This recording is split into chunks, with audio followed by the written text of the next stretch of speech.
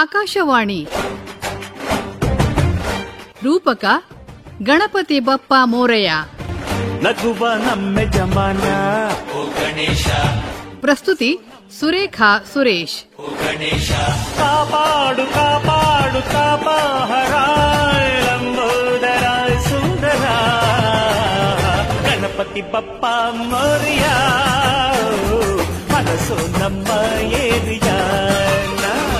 ವಕ್ರತುಂಡ ಮಹಾಕಾಯ ಕೋಟಿ ಸೂರ್ಯ ಸಮಪ್ರಭಾ ನಿರ್ವಿಘ್ನಂ ಕುರ್ಮೇ ದೇವ ಸರ್ವಕಾರ್ಯೇಷು ಸರ್ವದಾ. ಓಂ ಗಜಮುಖ ಗಣಪತಿ ವರನಿಧಾನ ಹೇರಂಬ. ಆತ್ಮೀಯ ಕೇಳುಗರೆ, ತಮ್ಮೆಲ್ಲರಿಗೂ ಗಣೇಶ ಚತುರ್ಥಿಯ ಶುಭಾಶಯಗಳು. ಹರಪ್ರಿಯ ಹರಿಪ್ರಿಯ ಬ್ರಹ್ಮಚಾರಿ ಹೇರಂಬ. ಕೇಳುಗರೆ, ನಮ್ಮ ದೇಶದಲ್ಲಿ ಅನೇಕ ಹಬ್ಬಗಳನ್ನ ಆಚರಿಸ್ತೀವಿ. ಅವುಗಳಲ್ಲಿ ವೈಭವಪೂರ್ಣವಾದ ಮತ್ತು ಅತ್ಯಂತ ಆಕರ್ಷಣೆಯನ್ನು ಪಡೆದ ಹಬ್ಬ ಅಂತಂದ್ರ ಗಣೇಶ ಚತುರ್ಥಿ. ಎಲ್ಲರ ವಿಘ್ನಗಳನ್ನು ನಿವಾರಿಸುವ ದೇವನಾದ ಗಣಪತಿಗೆ ನಮ್ಮ ಪರಂಪರೆಯಲ್ಲಿ ಯಾವುದೇ ಉಪಾಸನೆ, ಪೂಜೆ, ವ್ರತ ಮತ್ತು ಯಾವುದೇ ಶುಭ ಕಾರ್ಯ ಆರಂಭ ಮಾಡುವಾಗಲೂ ಮೊದಲ ಪೂಜೆ ವಂದಿಸುವುದಾದಿಯಲಿ ಗಣನಾಥನ ಸಂದೇಹ ಸಲ್ಲ ಶ್ರೀಹರಿಯಾಜ್ಞೆ ಇರಕುಂಟು ವಂದಿಸುವುದಾದಿಯಲಿ ಗಣನಾಥನ. ಸಕಲರ ಇಷ್ಟಾರ್ಥಗಳನ್ನು ಈಡೇರಿಸುವ ವರಪ್ರದಾತ, ಎಲ್ಲ ಕಾರ್ಯಗಳಲ್ಲಿ ಸಿದ್ಧಿಯನ್ನು ನೀಡುವ ಸಿದ್ಧಿದ, ಸಮಗ್ರ ಜ್ಞಾನವನ್ನು, ವಿವೇಕವನ್ನು, ಕುಶಲತೆಯನ್ನು ನೀಡುವ ಗಣೇಶ ಅಂದ್ರ ಅಬಾಲ ವೃದ್ಧರಾದಿಯಾಗಿ ಎಲ್ಲರಿಗೂ ಅತ್ಯಂತ ಆಕರ್ಷಣೀಯವಾದ ದೇವ. ಯಾವುದೇ ಜನ, ಜಾತಿ, ವರ್ಗ, ಪಂಥ, ಮತ, ಧರ್ಮಗಳ ಭೇದವನ್ನು ಮರೆತು ಸಂಭ್ರಮದಿಂದ, ಉತ್ಸಾಹದಿಂದ ಎಲ್ಲರೂ ಆಚರಿಸುವ ಹಬ್ಬ ಗಜಾನನೋತ್ಸವ. ಗಣಪ ಬಂದ, ಹೊಟ್ಟಿ ಮೇಲೆ ಗಂಧ, ಮಕ್ಕಳಿಗೆಲ್ಲ ಅಂದ, ಕಾಯಿ ಕಡುಬು ತಿಂದ, ದೊಡ್ಡ ಕೆರೆಯಲ್ಲಿ ಬಿದ್ದ, ಸಣ್ಣ ಕೆರೆಯಲ್ಲಿ ಎದ್ದ ಅಂತ ಸಣ್ಣ ಸಣ್ಣ ಮಕ್ಕಳು ಪ್ರತಿ ವರ್ಷ ಗಣಪತಿಯನ್ನ ಸ್ವಾಗತಿಸಿದ್ರ ಶ್ಲೋಕಗಳನ್ನ ಹೇಳಿ ಹಿರಿಯರು ಭಕ್ತಿ ಶ್ರದ್ಧೆಗಳ. ಗಣ ಅಂದ್ರ ಗುಂಪು, ಪತಿ ಅಂದ್ರ ಒಡೆಯ, ಅಂದ್ರ ಗುಂಪುಗಳ ಒಡೆಯ ಅಂತ. ಆ ಗುಂಪು ಇಂದ್ರಿಯ ಅಥವಾ ಪ್ರಮಥ ಗಣಗಳಿರಬಹುದು. ದೇವಗಣ, ತಾರಾಗಣ, ರಾಕ್ಷಸಗಣ, ಬ್ರಹ್ಮಾಂಡಗಣ, ವಿಶ್ವದ ಯಾವುದೇ ಗಣಗಳಾಗಿರಬಹುದು. ಎಲ್ಲದಕ್ಕೂ ಒಡೆಯ ಗಣಪತಿ ಭಗವಂತ. ಇನ್ನೊಂದು ಅರ್ಥದೊಳಗ ಗ ಅಂದ್ರ ಬುದ್ಧಿ, ನ ಅಂದ್ರ ಜ್ಞಾನ, ಪತಿ ಅಂದ್ರ ಯಾರು ಬುದ್ಧಿ ಮತ್ತು ಜ್ಞಾನದ ಮೇಲೆ ಹಿಡಿತ ಸಾಧಿಸಿದ್ದಾನೋ ಆತನೇ ಗಣಪತಿ. ನೈಷಾ ಗಣೇಶ ವಿದ್ಯಾ ಗಣಕಋಷಿ ನಿಶ್ರದ್ ಗಾಯತ್ರಿ ಛಂದ ಅಂದ್ರ ಗಾಯನ ರೂಪದಲ್ಲಿ ಹೇಳುವ 3 ಮಾತ್ರೆಗಳ ಸಂಯುಕ್ತವಾದ ಓಂಕಾರ, ಆಕಾರ, ಊಕಾರ, ಮಕಾರ ಸಂಯುಕ್ತವಾದಂಥ ಏಕಾಕ್ಷರ. ಆ ಕಾರಣದಿಂದನ ಗಣೇಶನನ್ನ ಓಂಕಾರ ಸ್ವರೂಪ ಅಂತಂತಾರೆ. ಓಂಕಾರ ಗಣಪತಿಗೆ, ಶ್ರೀ ವಿನಾಯಕನಿಗೆ. ವೇದ ಕಾಲದಲ್ಲಿ ಹೋಮ ಯಾಗಗಳಲ್ಲಿ ರುದ್ರ, ಇಂದ್ರ, ಬೃಹಸ್ಪತಿ ದೇವತೆಗಳಿಗೆ ಪ್ರಾರ್ಥನಾ ಶ್ಲೋಕಗಳನ್ನ ಹೇಳ್ತಿದ್ರು. ಕಾಲಕ್ರಮದೊಳಗ ಹೋಮ ಹವನಗಳು ಕ್ಷೀಣವಾಗಿ ವಿಗ್ರಹ ಪೂಜೆ, ಆಗಮ ಸಂಪ್ರದಾಯದ ವಿಧಿವಿಧಾನಗಳು ಬಳಕೆಗೆ ಬಂದ್ವು. ಅವುಗಳಲ್ಲಿ ಪಂಚಾಯತನ ವಿಧಿ ಪ್ರಮುಖವಾದದ್ದು. 8ನೇ ಶತಮಾನದಲ್ಲಿ ನಮ್ಮ ದೇಶದಲ್ಲಿ ಗಾಣಪತ್ಯದ ಪಂಥ ಪ್ರಬಲವಾಗಿದ್ದಿತು. ಶಂಕರಾಚಾರ್ಯರು ವ್ಯವಸ್ಥೆ ಮಾಡಿದ ಪಂಚಾಯತನ ಪೂಜೆಯಲ್ಲಿ ಗಣೇಶನಿಗೆ ಸ್ಥಾನ ಒದಗಿದ್ದುದು ಕಂಡುಬರುತ್ತದೆ. ಈ ಬಗ್ಗೆ ವಿದ್ವಾನ್ ನವೀನ ಶಾಸ್ತ್ರಿ ರಾಮಶಾಸ್ತ್ರಿ ಪುರಾಣಿಕ್ ಅವರು ಗಣಪತಯೇ ನಮಃ. ಗಣಪತಿಯನ್ನ ಪರಮದೈವತ ಎಂದು ಭಜಿಸುವ ಹಿಂದೂ ಸಂಪ್ರದಾಯ ಎಲ್ಲೆಲ್ಲಿ ನಾವು ನೋಡ್ತೀವಿ. ಪ್ರಾಚೀನ ಭಾರತದಲ್ಲಿ ಅಂತ ಒಂದು ಸಂಪ್ರದಾಯ ಊರ್ಜಿತದಲ್ಲಿತ್ತು ಅಂತಕ್ಕಂಥದ್ದು ಕೂಡ ಕಾಣ್ತೀವಿ. ಅದಕ್ಕೆ ಗಾಣಪತ್ಯ ಸಂಪ್ರದಾಯ ಅಂತಕ್ಕಂಥ ಹೆಸರು ಆನಂದಗಿರಿಯ ಶಂಕರ ವಿಜಯ ಎಂಬ ಗ್ರಂಥ ಪ್ರಾಯಶಃ ಕ್ರಿಸ್ತಶಕ 10ನೇ ಶತಮಾನದಲ್ಲಿ ಅಥವಾ ಈಚಿನ ಗ್ರಂಥಗಳಲ್ಲಿ ಕೂಡ ಗಾಣಪತ್ಯರ 6 ಪಂಥಗಳನ್ನ ಉಲ್ಲೇಖಿಸಲಾಗಿದೆ. ಗಣೇಶನಿಗೆ ಇತರ ದೇವತೆಗಳಂತೆ ಅನೇಕ ನಾಮಗಳಿಂದ ಪೂಜಿಸಲ್ಪಡುತ್ತಾನೆ. ಅಮೇಯ, ಅಂತ್ಯವಿಲ್ಲದವನು, ಅನಂಗ ಪೂಜಿತ, ಆಕಾರವಿಲ್ಲದವನು, ಓಂಕಾರ, ಓಂಕಾರದಲ್ಲಿ ಶರೀರವುಳ್ಳವನು, ಬಾಲಚಂದ್ರ, ಚಂದ್ರನನ್ನ ತಲೆಯಲ್ಲಿ ಧರಿಸಿದವನು, ಚಿಂತಾಮಣಿ, ಚಿಂತೆಗಳನ್ನ ನಾಶ ಮಾಡುವಂತವನು, ಗಜಕರ್ಣ, ಆನೆಯ ಕಿವಿಯನ್ನು ಹೊಂದಿದಂತವನು, ಗಜಾನನ, ಆನೆಯ ತಲೆಯನ್ನು ಹೊಂದಿದಂತವನು, ಗಜಾಧ್ಯಕ್ಷ, ಗಣಗಳ ಗುಂಪಿಗೆ ನಾಯಕನಾಗಿರ್ತಕ್ಕಂಥವನು, ಗಣಪತಿ, ಗಣಗಳ ಒಡೆಯನಾಗಿರ್ತಕ್ಕಂಥವನು, ಏಕದಂತ, ಒಂದೇ ದಂತವನ್ನ ಹೊಂದಿದವನು, ಲಂಬೋದರ, ದೊಡ್ಡ ಹೊಟ್ಟೆಯನ್ನ ಹೊಂದಿದವನು, ಮೂಷಿಕ ವಾಹನ, ಇಲಿಯನ್ನ ವಾಹನವಾಗಿಸಿಕೊಂಡವನು, ಶೂರ್ಪಕರ್ಣ, ಅಗಲವಾದ ಕಿವಿ ಉಳ್ಳವನು, ವಕ್ರತುಂಡ, ಮುರಿದ ದಂತವುಳ್ಳವನು, ವಿಘ್ನಹರ್ತ, ವಿಘ್ನಗಳನ್ನ ದೂರ ಮಾಡುವನು. ಹೀಗೆ ವೈದಿಕ ಪರಿಭಾಷೆಯಲ್ಲಿ ಮುಖ್ಯವಾಗಿ ಇಂದ್ರ ಅಂದ್ರೆ ಇಡೀ ವಿಶ್ವವನ್ನ ನಿಯಂತ್ರಿಸುವ ಪರತತ್ವ ಜಗನ್ನಿಯಮಕ ಭಗವಂತ. ಅಂದ್ರೆ ಆತೂನ ಇಂದ್ರ ಕ್ಷುಮಂತಂ ಚಿತ್ರಂ ಗ್ರಾವಂ ಸಂಗ್ರೂವಾಯ ಮಹಾಹಸ್ತಿ ದಕ್ಷಿಣೇನ ವಿದ್ಮಹಿತ್ವಾ ತುವಿ ಕೂರ್ವಿಂ ತುವಿ ದೇಶ್ನಿಂ ತುವಿ ಮಗಂ ಎಂಬ ಉಪಯುಕ್ತ ಮಂತ್ರವು ಆ ದೇವತಾ ವಿಶೇಷವನ್ನ ಮಹಾಹಸ್ತಿ ಅಂದ್ರೆ ದೊಡ್ಡ ಆನೆಯ ರೂಪದವನು ಎಂದು ವರ್ಣಿಸ್ಯಾರ. ಇಲ್ಲಿ ಉಕ್ತ ಮಂತ್ರದಲ್ಲಿ ಗಣಪತಿಯ ಪರವಾಗಿದೆ ಅಂತಕ್ಕಂಥದ್ದು. ಬೇಡಿದ ಭಕ್ತರಿಗೆ ಬೇಡಿದ್ದನ್ನ ಅಥವಾ ಬೇಡಿದ್ದಕ್ಕಿಂತಲೂ ಹೆಚ್ಚಾಗಿಯೇ ಕೊಡತಕ್ಕಂಥವನು ಎಂದು ಅರ್ಥ ಕೊಡ್ತದೆ. ಈ ಮಂತ್ರದಲ್ಲಿ ತುವಿದೇಶ್ನಿಂ ತುವಿಮಘಂ ಎಂದ್ರೆ ಬಹುಧನವನ್ನ ಕೊಡ್ತಕ್ಕಂಥವನು. ಗಣಪತಿ ರಿದ್ಧಿ ಸಿದ್ಧಿಗಳ ಒಡೆಯ ಎಂಬ ಪರಿಕಲ್ಪನೆಯಲ್ಲಿ ಅವನು ಸಮೃದ್ಧಿಯ ಸಂಪತ್ತಿನ ಪ್ರಭೂತ ಧನರಾಶಿಯ ಒಡೆಯ ಎಂಬ ಶ್ರದ್ಧೆಯೇ ಪ್ರತಿಫಲಿತವಾಗಿರತಕ್ಕಂಥದ್ದು. ಅಷ್ಟೇ ಅಲ್ಲ, ನಿಸುಸೀದ ಗಣಪತಯೇ ಎಂಬ ಮಂತ್ರವು ಗಣಪತಿಯನ್ನ ಮಘವನ್ ಎಂದು ಸಂಬೋಧಿಸಿದ್ದಾರೆ. ಮಘ ಎಂದರೆ ನಿಧಿ, ಸಂಪತ್ತು ಅಂತ ಅರ್ಥ. ಮಘವನ್ ಎಂದರೆ ಧನವಾನ್ ಎಂದು ಕೂಡ ಅರ್ಥ. ಇನ್ನು ಏಕದಂತಾಯ ವಿದ್ಮಹೇ ವಕ್ರತುಂಡಾಯ ಧೀಮಹಿ ತನ್ನೋ ದಂತಿ ಪ್ರಚೋದಯಾತ್ ಎಂಬ ಗಣಪತಿ ಗಾಯತ್ರಿಯನ್ನ ಜಗತ್ತಿಗೆ ಕೊಟ್ಟ ಗಣಪತಿ ಅಥರ್ವ ಶೀರ್ಷವನ್ನ ಶ್ರುತಿ ಎಂದು ಪರಿಗಣಿಸ್ಯಾರ. ಗಣಪತಯೇ ನಮಃ. ಹೌದು, ಸಿದ್ಧಿ ಬುದ್ಧಿಗಳ ಅಭಿಷ್ಟದಾಯಕ ಶಕ್ತಿಯ ಅಧಿದೈವ ಗಣಪತಿ. ಪುರಾಣ, ಶಾಸ್ತ್ರ, ಕಾವ್ಯಾದಿಗಳಲ್ಲಿ ಅವನ ಕುರಿತು ವಿಸ್ತಾರವಾದ ವರ್ಣನೆಯನ್ನ ಮಾಡಲಾಗಿದೆ. ಅವನ ಜನ್ಮ, ಲೀಲೆ, ಮಹಿಮೆಗಳ ಬಗ್ಗೆ ಅನೇಕ ರೋಚಕ ಕಥೆಗಳಿದಾವ. ಪದ್ಮ ಪುರಾಣದಲ್ಲಿ ಒಂದು ಬಾರಿ ಪಾರ್ವತಿ ತನ್ನ ಅಂಗಲೇಪನ ಸಾಮಗ್ರಿಗಳಿಂದ ಒಂದು ಮೂರ್ತಿಯನ್ನ ಮಾಡಿದಳು. ಅದು ಗಜಾಕೃತಿಯಂತಿತ್ತು. ಅದನ್ನ ಗಂಗೆಯಲ್ಲಿ ಎಸೆದಾಗ ತನ್ನ ಒಡಲಲ್ಲಿ ಬಿದ್ದು ಬಂದ ಆಕೃತಿಗೆ ಗಂಗೆ ವಾತ್ಸಲ್ಯ ತೋರಿಸಿ ಜೀವ ತುಂಬಿದಳು. ಆಗ ಪಾರ್ವತಿಗೂ ಅದರ ಮೇಲೆ ವಾತ್ಸಲ್ಯ ಬೆಳೀತು. ಹಿಂಗಾಗಿ ವಿನಾಯಕ ದ್ವೈಮಾತುರ ಅನಿಸಿದ.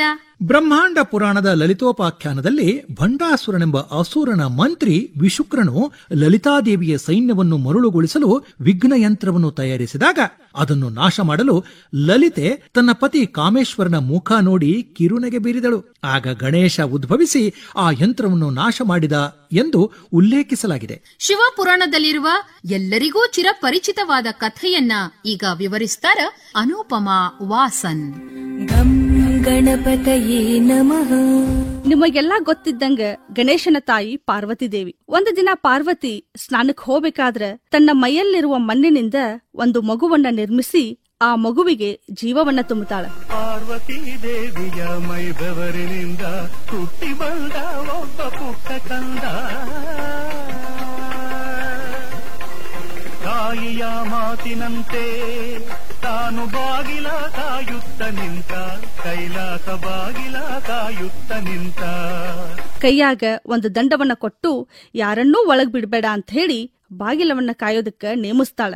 ಆವಾಗ ಕೈಲಾಸಪತಿ ಶಿವ ಬರ್ತಾನ. ಆ ಹುಡುಗ ದಂಡವನ್ನ ಅಡ್ಡ ಹಾಕಿ ಒಳಗ್ ಬಿಡೋದಿಲ್ಲ. ಶಿವನಿಗೆ ಕೋಪ ಬರ್ತೈತಿ. ಮೂಲೋಕದೊಡೆಯ ಪರಶಿವನು ನಾನು, ನನ್ನನ್ನೇ ತಡೆಯಲು ಯಾರು ನೀನು? ಯಾರಾದರೇನು ಬಿಡಲಾರೆ ನಾನು, ತಾಯಿಯ ಅಪ್ಪಣೆ ಇದು ಎಂದನು. ಕೋಪಗುಂಡನು ಆ ಶಿವನು, ಪ್ರಚಂಡ ತಾಂಡವ ಭೈರವನು. ತನ್ನ ಶೂಲದಿಂದ ಹುಡುಗನ ಶಿರವನ್ನ ಕತ್ತರಿಸಿ ಹಾಕ್ತಾನ. ಈ ಕೃತ್ಯವನ್ನ ನೋಡಿದ ಪಾರ್ವತಿ ಅಳಾಕ್ ಶುರು ಮಾಡ್ತಾಳ. ಅಯ್ಯೋ ಶಿವ ಶಿವ ಶಂಕರ, ಏಕೆ ಕೊಂದಿರಿ ಎನ್ನ ಕಂದನ. ಶಿವನ ಮೇಲೆ ಅವಳಿಗೆ ಬಹಳ ಸಿಟ್ಟು ಬಂದು ದುರ್ಗೆಯಾಗ್ತಾಳ. ಅನೇಕ ಮಹಾಶಕ್ತಿಗಳನ್ನ ಸೃಷ್ಟಿಸಿ ರುದ್ರಗಣಗಳ ಮೇಲೆ ಬಿಡ್ತಾಳ.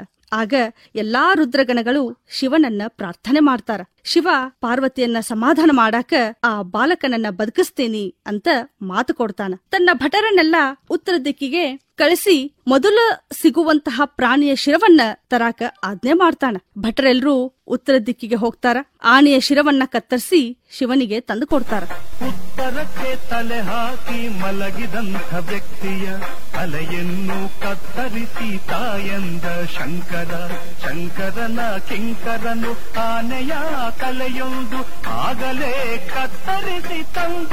ಶಿವ ಆ ಶಿರವನ್ನ ತೆಗೆದುಕೊಂಡು ಬಾಲಕನಿಗೆ ಅಂಟಿಸಿ ಜೀವವನ್ನ ಕೊಡ್ತಾನ. ಬಾಲಕನು ಮತ್ತೆ ಬದುಕಿದನು ಈಶನ ಕರುಣೆಯಿಂದ. ಅಮ್ಮ ಎನ್ನಲು ಆ ಕಂದ ಪಾರ್ವತಿಗಾಯಿತು ಆನಂದ. ಗಜವದನ ತಾನಾದ ಲಂಬೋದರ ಭಕ್ತ ಬಾಂಧವ ದೇವ ವಿಘ್ನೇಶ್ವರ.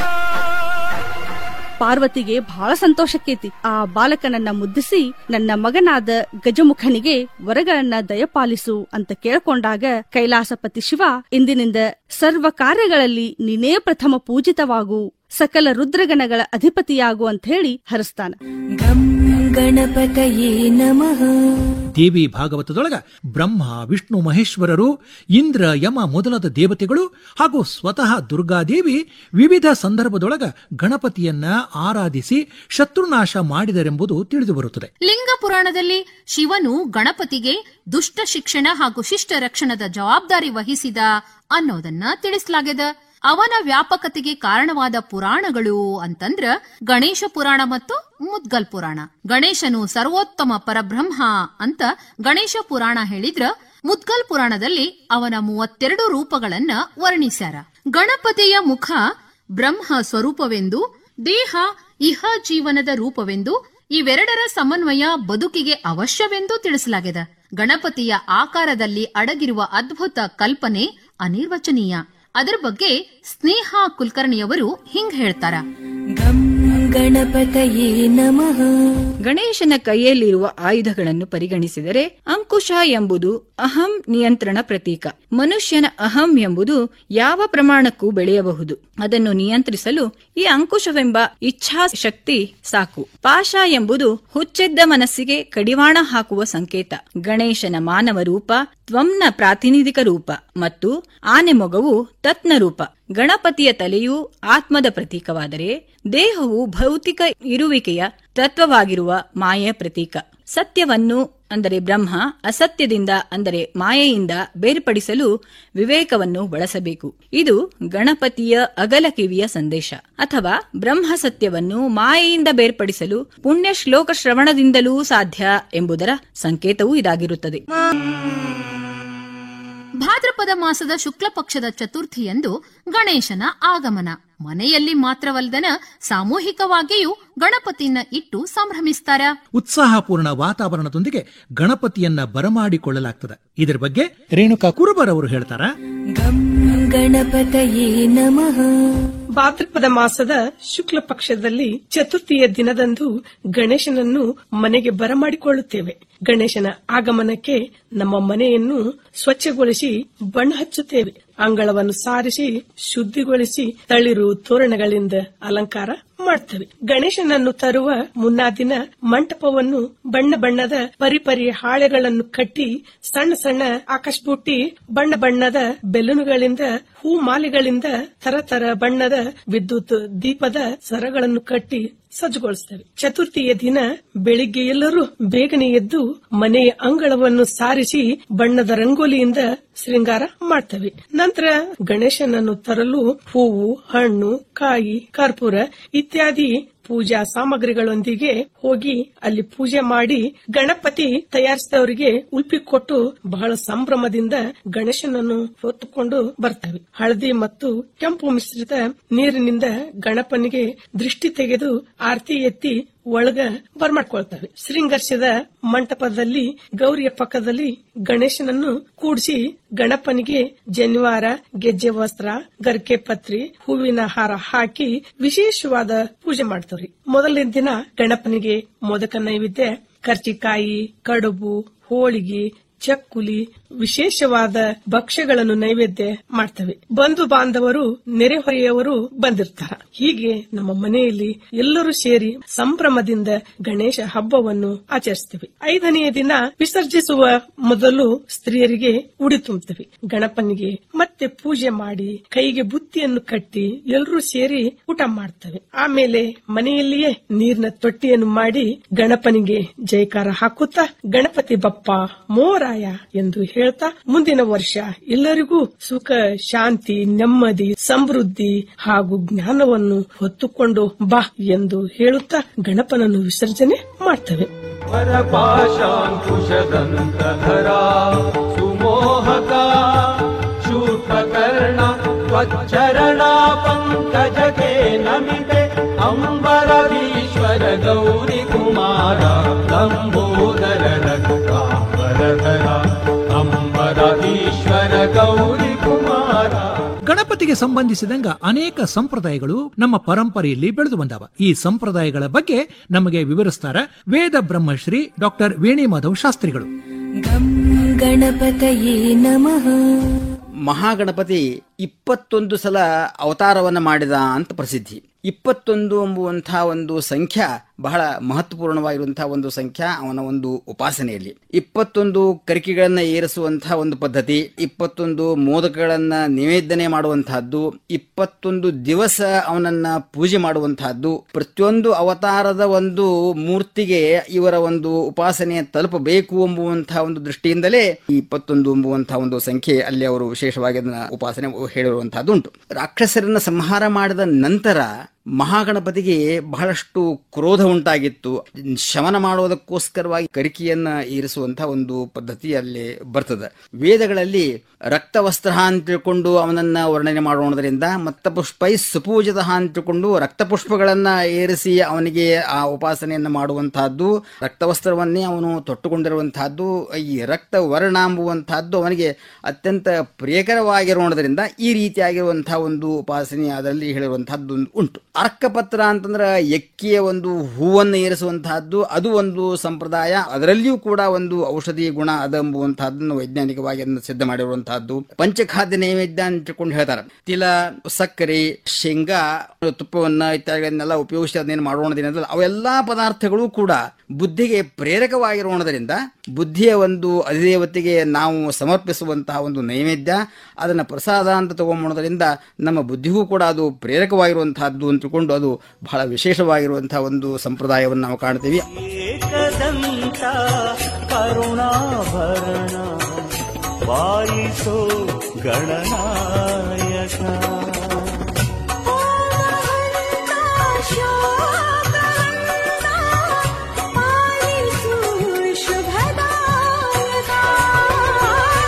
ಏಕದಂತ ಕರುಣಾಭರಣ ಪಾಲಿಸೋ ಗಣನಾಯಕ.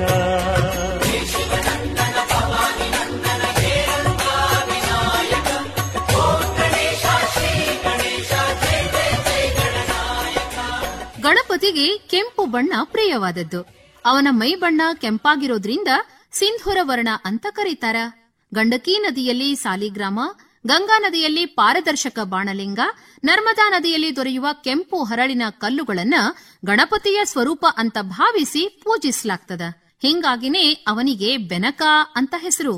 ಗಣಪತಿಗೆ ಬಲಗಡೆ ತಿರುಗಿದ ಸೊಂಡಿಲು ಓಂಕಾರ ರೂಪವಾಗಿದೆ, ಅದಕ್ಕ ಬಲಮುರಿ. ಮತ್ತ ಎಡಗಡೆ ತಿರುಗಿದ್ರೆ ಎಡಮುರಿ ಗಣೇಶ ಅಂತಾರ. ಬಲಮುರಿ ಗಣೇಶನ ಉಪಾಸನೆಗಳಿಗೂ ಎಡಮುರಿ ಗಣೇಶನನ್ನ ನಿತ್ಯ ಪೂಜೆಗೂ ಬಳಸಲಾಗ್ತದೆ. ಮಂಗಳವಾರ ಗಣಪತಿಗೆ ಪ್ರಿಯವಾದ ವಾರ.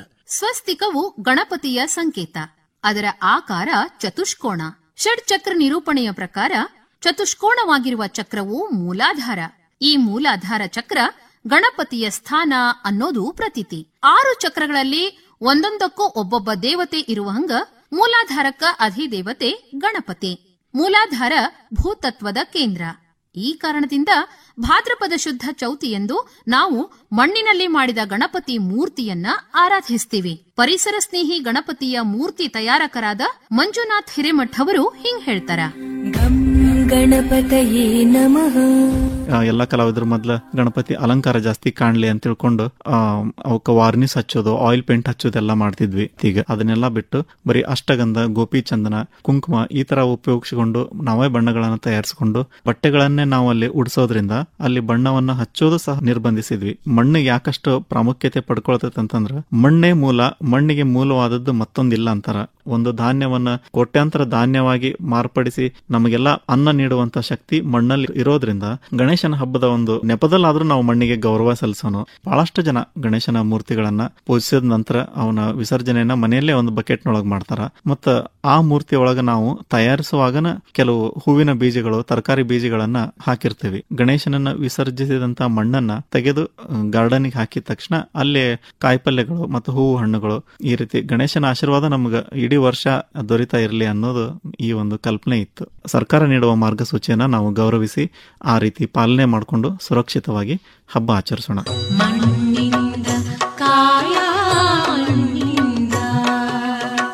ಮಣ್ಣಿಂದ ಸಕಲ ವಸ್ತುಗಳೆಲ್ಲ ಮಣ್ಣಿಂದ ಸಕಲ ದರ್ಶನಗಳೆಲ್ಲ ಮಣ್ಣು ಬಿಟ್ಟವರಿಗೆ ಆಹಾರವಿಲ್ಲ ಅಣ್ಣಗಳಿರೆಲ್ಲ ಕೇಳಿರಯ್ಯ.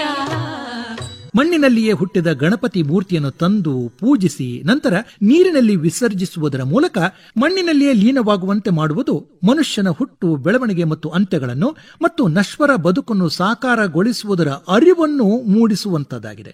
ಜಗತ್ತು ಒಂದು ಅದ್ಭುತವಾದ ಸೃಷ್ಟಿ.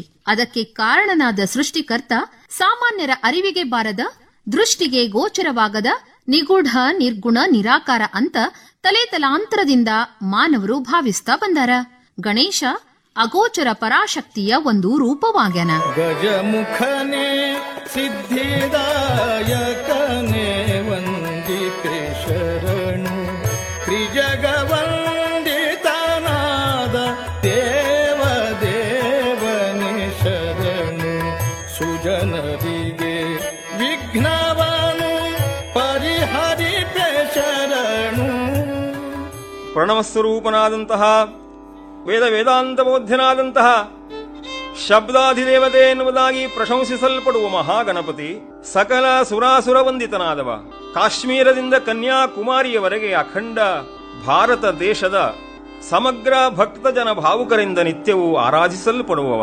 ಎಲ್ಲ ಭಕ್ತ ಜನರ ಸಂಕಷ್ಟಗಳನ್ನ, ವಿಘ್ನಗಳನ್ನ ಪರಿಹರಿಸುವ ಮಹಾಗಣಪತಿ ಗಜವದನನಾಗಿ ಅವತರಿಸಿ ಬಂದು ಅನೇಕಾನೇಕ ವಿಧವಾದಂತಹ ಲೀಲೆಗಳನ್ನು ಆಚರಿಸಿದ.